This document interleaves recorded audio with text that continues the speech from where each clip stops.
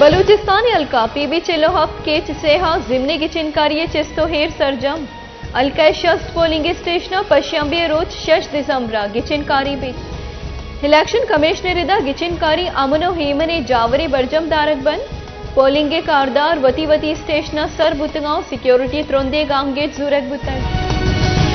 बलूचिस्तान के हल्का PB 47 catch जमनी इलेक्शन के 60 पोलिंग स्टेशनों पर पोलिंग कल 6 दिसंबर को होगी।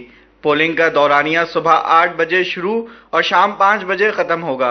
अहम उम्मीदवार बीएपी के लाला रशीद दश्ती, बीएनपी के मेजर जमील दश्ती और नेशनल पार्टी के हाजी फिदा हुसैन दश्ती के दरमियान होगा। पीबी 47 की नशिस्त पर बलूचिस्तान अवामी पार्टी के उम्मीदवार मीर अब्दुल रऊफ रिंद को दोहरी शरीयत पर डी सीट किया गया था, जबकि इलेक्शन कमीशन केच के इलेक्शन कमिश्नर और आरओ पीबी 47 अब्दुल वाहिद बलोच ने मुकामी सहाफियों को बताया कि इलेक्शन पुरअमन और साफ शफाफ होगा।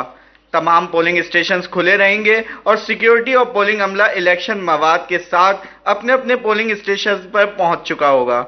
वश न्यूज कैच।